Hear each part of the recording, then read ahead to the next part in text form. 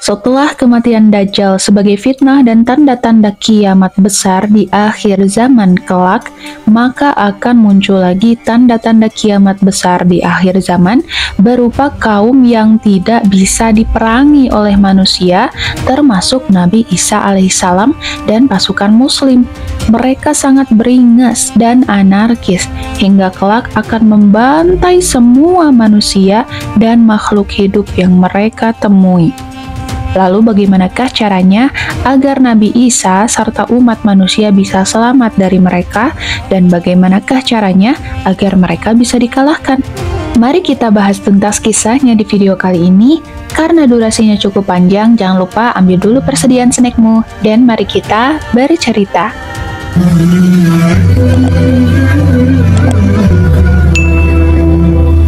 Assalamualaikum warahmatullahi wabarakatuh. Halo sahabat bercerita, alhamdulillah kita bisa berjumpa lagi untuk sharing kisah akhir zaman yang tentunya penting untuk kita ketahui di channel Secadar Bercerita ini. Semoga sahabat semuanya dalam kondisi yang sehat dan dalam limpahan rahmat Allah Subhanahu wa Ta'ala ya. Amin ya Robbal Alamin.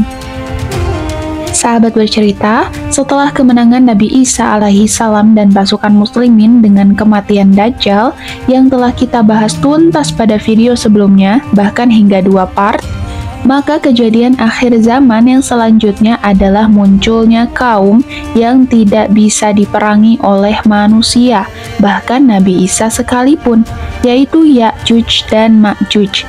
Untuk yang belum nonton kisah Dajjal sebelumnya, sahabat bisa klik link di pojok kanan atas sekarang ya, baru lanjut ke video ini. Nah, sahabat bercerita, sama seperti Dajjal, kaum Ya'juj dan Ma'juj ini sebenarnya sudah ada sejak dulu sekali dan diberikan penangguhan waktu oleh Allah Subhanahu wa Ta'ala hingga kelak mereka akan keluar di akhir zaman. Lalu berada di manakah mereka sekarang? Tidak seperti Dajjal yang terkurung atas kekuasaan Allah Subhanahu wa Ta'ala secara langsung, Ya'juj dan Ma'juj ini terkurung di suatu tempat, tentu atas kekuasaan Allah Subhanahu wa Ta'ala juga, tapi dengan campur tangan manusia, yaitu Raja Zulkarnain. Oleh karena itu, mari kita mulai ceritanya dari membahas tentang siapakah Raja Zulkarnain ini dan bagaimana perjalanannya hingga akhirnya dia bisa mengurung Ya'juj dan Ma'juj ini ya. Allah Subhanahu wa Ta'ala berfirman dalam Quran surat Al-Kahfi ayat 83 sampai 84. Dan mereka bertanya kepadamu Muhammad tentang Zulkarnain. Katakanlah, akan kubacakan kepadamu kisahnya. Sungguh, kami telah memberi kedudukan kepadanya di bumi, dan kami telah memberikan jalan kepadanya untuk mencapai segala sesuatu. Jadi, sahabat bercerita, maksud dari ayat tersebut adalah bahwa Zulkarnain ini telah Allah berikan jalan dan kedudukan di bumi, kekuasaan untuknya dalam mencapai segala sesuatu, hingga ia pun saat itu menjadi seorang raja, pemimpin yang sangat luar biasa. Bahkan dalam sejarah, hanya ada 4 raja atau penguasa yang berhasil menguasai sebagian besar dunia, dan Raja Zulkarnain ini adalah salah satunya. Pada masa kejayaannya, kekuasaannya, ia berhasil menguasai ujung barat hingga ujung timur dan ujung utara hingga ujung selatan, sehingga akhirnya menjadi khilaf atau kerancuan. Apakah ia ini seorang nabi, seorang rasul, ataukah bahkan seorang malaikat? Sebab kisahnya termaktub dalam Al-Quran. Ia mampu berkuasa dengan sangat hebatnya, bahkan ia diberikan kemampuan oleh Allah Subhanahu wa Ta'ala hingga dapat membangun tembok yang pada akhirnya mengurung Ya'juj dan Ma'juj itu. Tetapi pendapat yang masyhur dan banyak dikatakan oleh para ulama yaitu bahwa Zulkarnain adalah rajulun soleh, seorang raja atau penguasa dunia yang sangat soleh sekali. Menurut pendapat Al-Imam Ibnu Utsaimin dalam Fatwa Nur ala Darbi, Raja Zulkarnain ini hidup pada masa Nabi Ibrahim alaihi salam. Beliau pernah tawaf bersama Nabi Ibrahim dan Ismail di Ka'bah. Bahkan dikatakan bahwa yang menuntun Zulkarnain untuk masuk agama Tauhid atau Islam adalah Nabi Ibrahim. Hingga akhirnya Raja Zulkarnain memutuskan untuk berdakwah berkeliling dunia. Sahabat bercerita, perjalanan Raja Zulkarnain ini sangatlah luar biasa karena seluruh harta kekayaan dan hidupnya ia dedikasikan untuk berjihad, mengajak manusia kepada ajaran tauhid, mengesahkan Allah Subhanahu wa taala semata, sebagaimana dikisahkan dalam Al-Qur'an surat Al-Kahfi ayat 85 sampai 86 tentang perjalanan Zulkarnain yang pertama. Maka dia pun menempuh suatu jalan hingga ketika dia telah sampai di tempat matahari terbenam, dia melihatnya terbenam di dalam laut yang berlumpur hitam. Dan di sana ditemukannya suatu kaum. Kami berfirman, wahai Zulkarnain, engkau boleh menghukum atau berbuat kebaikan kepada mereka. Jadi sahabat bercerita, perjalanan pertama Raja Zulkarnain adalah menuju ke arah terbenamnya matahari, yaitu arah barat. Hingga ia sampailah ke ujungnya, di mana yang ada di sana hanyalah lautan. Dan ketika Raja Zulkarnain melihat matahari tenggelam di sana, hari pun menjadi gelap, hingga yang nampak hanyalah lautan yang gelap seperti lumpur hitam, karena sudah tidak ada cahaya matahari lagi. Kemudian Raja Zulkarnain bertemu dengan suatu kaum yang tidak beragama. Mereka kaum yang sangat zolim, tidak percaya akan adanya Tuhan, melakukan pencurian, perampokan, pembunuhan, dan kejahatan-kejahatan di sana dijadikan suatu hal yang biasa. Oleh karena itu, Allah Subhanahu wa taala mengatakan kepada Zulkarnain untuk boleh menghukum mereka atau berbuat kebaikan dengan mengajak mereka beriman. Terserah pada Zulkarnain. Kemudian Raja Zulkarnain pun berkata, barang siapa berbuat zolim, kami akan menghukumnya, lalu dia akan dikembalikan kepada Tuhannya. Kemudian Tuhan, Allah Subhanahu wa taala mengazabnya dengan azab yang sangat keras. Adapun orang yang beriman dan mengerjakan kebajikan, maka dia mendapat pahala yang terbaik sebagai balasan dan akan kami sampaikan kepadanya perintah kami yang mudah. Kemudian Raja Zulkarnain pun melanjutkan lagi perjalanannya ke arah yang lain, hingga ketika dia sampai di tempat terbit matahari, didapatinya bersinar di atas suatu kaum yang tidak kami buatkan suatu pelindung bagi mereka dari itu. Demikianlah dan sesungguhnya kami mengetahui segala sesuatu yang ada padanya. Jadi, di perjalanan kedua, Raja Zulkarnain pun melanjutkan perjalanannya ke arah sebaliknya, yaitu arah timur, tempat terbitnya matahari. Di sana ia bertemu dengan suatu kaum yang sangat terbelakang, sahabat bercerita. Saking terbelakangnya mereka tidak memiliki pelindung dari cahaya matahari. Maksudnya tidak punya rumah, dan bahkan tidak berpakaian, auratnya nampak. Karena mereka tidak tahu cara membuat rumah dan cara berpakaian, maka Raja Zulkarnain pun perlahan-lahan mengajarkan kepada mereka bagaimana cara membangun rumah, bagaimana cara berpakaian, dan tak lupa juga mengajarkan mengenai agama Islam dan mengajak pada ajaran tauhid.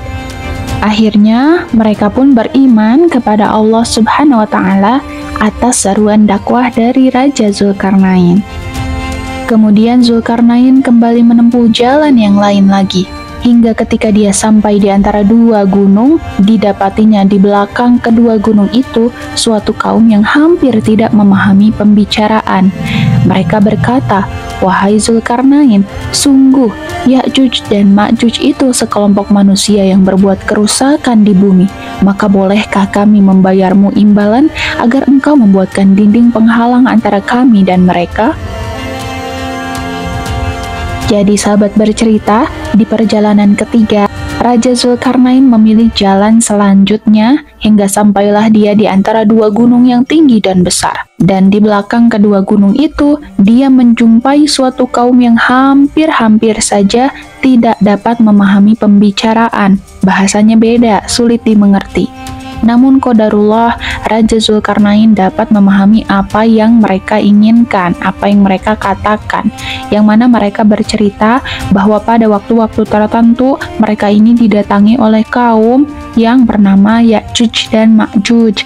Setiap kali mereka datang, mereka membuat onar, membuat kerusakan, merampok, memperkosa, bahkan hingga membunuh dan membantai kaum mereka dengan sangat anarkis dan brutal. Oleh karena itu, mereka sangat memohon kepada Raja Zulkarnain, bahkan hingga ingin membayar imbalan untuk Raja Zulkarnain supaya dibuatkan dinding penghalang antara mereka dan kaum Ya'juj dan Ma'juj. Dia, Zulkarnain, pun berkata, "Apa yang telah dianugerahkan Tuhan kepadaku lebih baik dari imbalanmu, maka bantulah aku dengan kekuatan, agar aku dapat membuatkan dinding penghalang antara kamu dan mereka. Berilah aku potongan-potongan besi." Hingga ketika potongan besi itu telah terpasang sama rata dengan kedua puncak gunung itu, dia berkata, "Tiuplah api itu." Ketika besi itu sudah menjadi merah seperti api, dia pun berkata, "Berilah aku tembaga yang mendidih, agar kutuangkan ke atasnya besi yang panas itu." Jadi, Raja Zulkarnain ini menolak untuk diberi imbalan oleh kaum ini. Ia justru mengatakan bahwa apa yang dianugerahkan oleh Allah Subhanahu wa Ta'ala kepada dirinya itu lebih baik daripada imbalan mereka. Ia sudah merasa cukup, maka tidak perlu mereka membayarnya. Cukuplah mereka membantu Raja Zulkarnain dengan kekuatan mereka, dengan tenaga mereka bersama-sama membangun dinding pemisah itu. Raja Zulkarnain pun meminta kepada mereka untuk diambilkan potongan-potongan besi sebagai bahan utamanya. Lalu potongan-potongan besi itu ditancap-tancapkannya, ditumpuk-tumpuk, dan disusunnya di antara celah kedua gunung yang besar itu sampai setinggi kedua puncak gunung itu. Kemudian ditiupkan api yang panas ke besi-besi itu semacam dilas hingga meleleh dan menyatu antara potongan besi yang satu dengan besi yang lainnya, sehingga membentuk suatu dinding. Setelah itu ditambahkan lagi cairan tembaga yang mendidih dan dituangkan ke atas besi yang panas itu. Maka jadilah benar-benar sebuah benteng yang kokoh. Dan Allah berfirman, "Maka mereka, Ya'juj dan Ma'juj, tidak akan dapat mendakinya dan tidak dapat pula melubanginya." Masya Allah, inilah jiwa seorang pemimpin yang sangat luar biasa. Ia tidak menuntut imbalan dan tidak berlaku hanya untuk kepentingan dirinya sendiri, melainkan berusaha semaksimal mungkin demi kemaslahatan kaum dan rakyatnya, hingga ia mampu membangun sebuah bangunan yang belum pernah dibangun oleh orang-orang sebelumnya dan bahkan juga setelahnya. Dia, Zulkarnain, berkata, "Dinding ini adalah rahmat dari Tuhanku, maka apabila janji Tuhanku sudah datang, dia akan menghancur luluhkannya, dan janji Tuhanku itu benar." Maka sahabat bercerita, di manakah sebenarnya benteng ini berada? Banyak ulama yang sudah berusaha untuk menelitinya dan menghubungkannya dengan hadis-hadis dan Al-Quran. Dan pendapat yang paling kuat, yang paling masyhur, yaitu yang menyatakan bahwa benteng itu terletak di Cina. Wallahu alam. Kita hanya bisa menduga-duga saja. Yang jelas, Allah Subhanahu wa Ta'ala sudah memberikan cirinya, bahwa mereka akan keluar dari sebuah celah yang dihimpit oleh dua gunung besar yang disatukan oleh bentengnya Zulkarnain tadi, benteng besi dengan tembaga. Dan dalam hadis Bukhari, Rasulullah SAW pernah bersabda, "Kecelakaan bagi orang-orang yang ada di Jazirah Arab, karena telah terbuka dari benteng Ya'juj Ma'juj itu sebesar ini." Nabi SAW mengisyaratkan dengan dua jari yang membentuk lingkaran, yaitu ibu jari dan jari tengah. Maka kemungkinan besar tempat mereka dikurung saat ini, tempat benteng itu berada adalah di dekat Jazirah Arab. Sahabat bercerita, sekarang mari kita bahas terkait siapa sih Ya'juj dan Ma'juj ini. Ya'juj dan Ma'juj ini adalah keturunan Nabi Adam alaihi salam. Ciri-ciri fisik mereka adalah sobekan matanya kecil atau sipit, namun bola matanya besar, rambutnya keriting, postur tubuhnya normal, seperti postur tubuh manusia pada umumnya. Jadi mereka juga sama seperti kita, manusia, bukan hewan ataupun jin. Namun qadarullah, Allah Subhanahu wa taala telah menetapkan mereka menjadi fitnah dan akan membuat kerusakan besar di akhir zaman, tanda-tanda kiamat besar. Sehingga mereka berbeda dari manusia pada umumnya. Mereka ini tidak berbaur dengan manusia lainnya. Jadi hanya dari dua sukunya saja mereka bergaul, yaitu suku Ya'juj dan Ma'juj. Mereka juga sangat beringas dan merupakan pemakan segala. Dalam riwayat dikatakan, bahkan kalajengking, ular, dan hewan-hewan buas pun mereka makan, sahabat bercerita. Mereka ini hanya taunya merusak dan membunuh saja, tidak seperti Dajjal yang masih memilih siapa yang mau beriman kepadanya maka selamat, siapa yang menentang akan dibunuh. Kalau Ya'juj dan Ma'juj ini tidak, mereka tidak peduli apakah kamu beriman ataukah tidak, apakah kamu mau gabung bersama mereka ataupun tidak.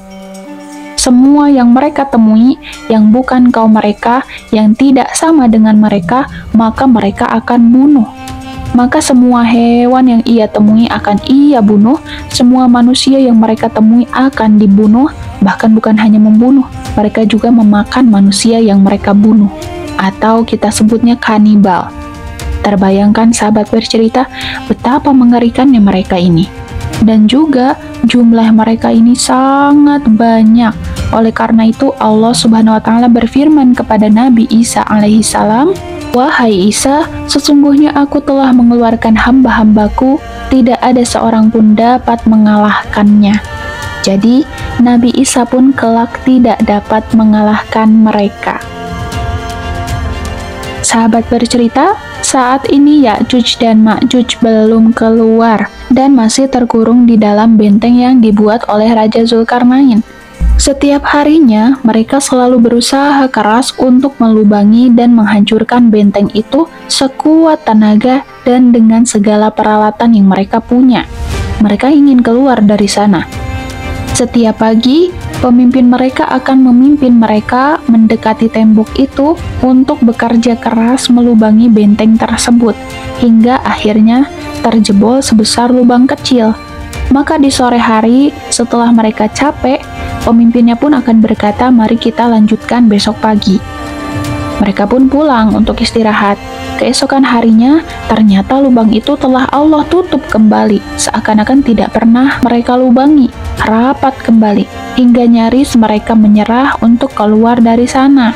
Karena setiap harinya begitu terus, sampai akhirnya nanti ketika tiba waktu yang telah Allah tetapkan, di sore hari itu, ketika mereka sudah lelah, Allah mengilhamkan pemimpin mereka untuk berkata, "Besok kita lanjutkan lagi, insya Allah."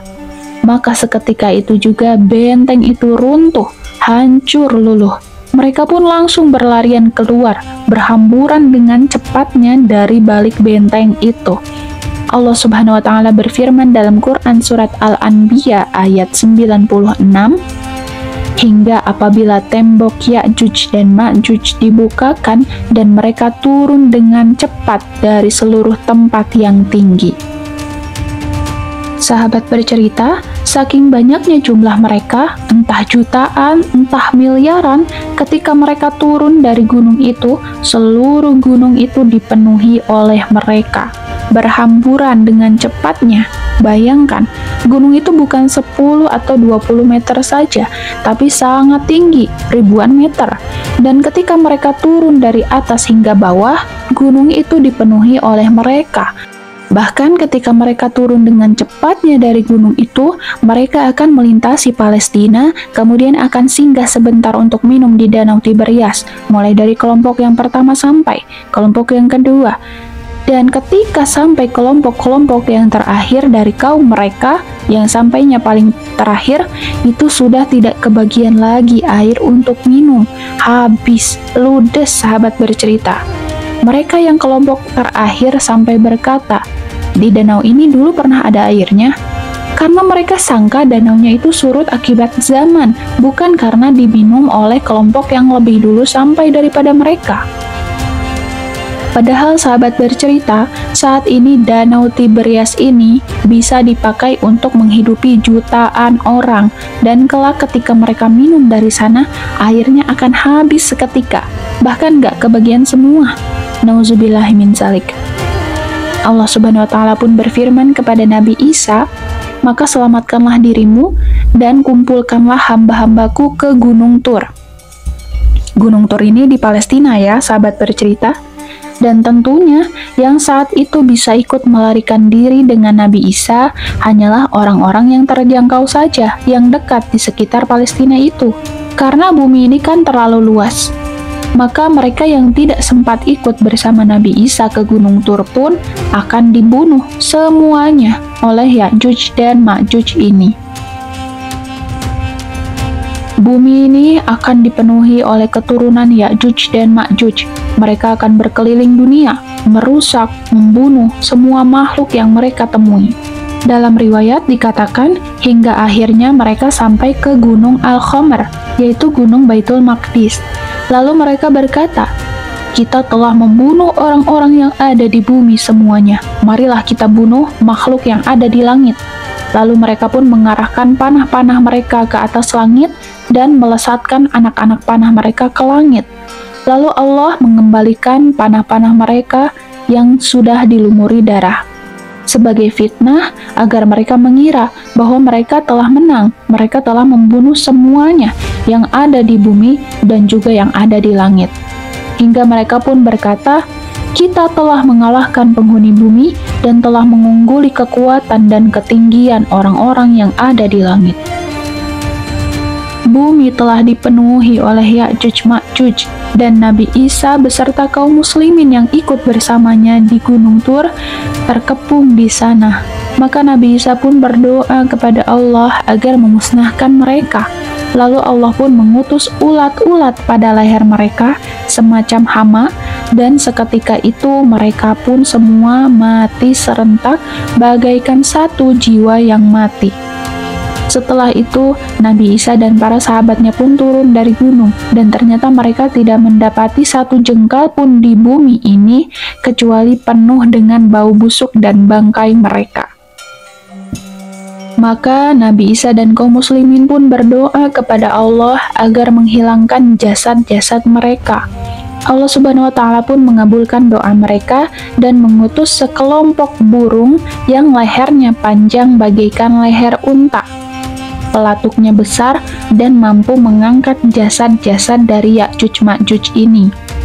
Burung-burung ini pun mengambil dan melemparkan bangkai-bangkai itu kemana saja sesuai kehendak Allah Subhanahu wa Ta'ala. Beberapa pendapat menyebutkan dilemparkannya ke lautan. Setelah itu, Allah Subhanahu wa Ta'ala pun menurunkan hujan untuk membersihkan semua sisa-sisa kotoran dan darah mereka. Maka subhanallah, bumi pun pada saat itu kembali menjadi bersih dan subur lagi. Sahabat bercerita, tidak diketahui berapa lama kejadian Ya'juj dan Ma'juj ini menguasai bumi. Hanya saja, jika berdasarkan riwayat yang disampaikan tadi, bahwa ketika Ya'juj dan Ma'juj ini mati, satu bumi itu dipenuhi oleh jasad mereka. Penuh bumi ini, maka tidak mungkin kejadian ini hanya terjadi dalam waktu beberapa hari. Mungkin akan memakan puluhan tahun lamanya. Wallahu a'lam.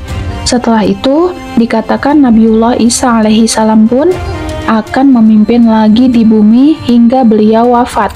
Dan setelah Nabi Isa wafat, sebagian besar manusia saat itu akan kembali kufur dan berbuat kerusakan. Mereka kembali lagi lalai karena sudah tidak ada pemimpinnya. Maka akan muncul lagi makhluk yang merupakan tanda kiamat besar lainnya pada saat itu, yang insya Allah akan kita bahas pada kesempatan berikutnya. Semoga Allah memberikan kita usia dan kesempatan untuk sharing lagi di channel ini ya.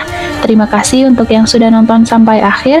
Masya Allah, semoga menjadi kisah yang menambah wawasan dan keimanan sahabat bercerita semuanya. Sampai jumpa di video berikutnya. Barakallahu fikum. Wassalamualaikum warahmatullahi wabarakatuh.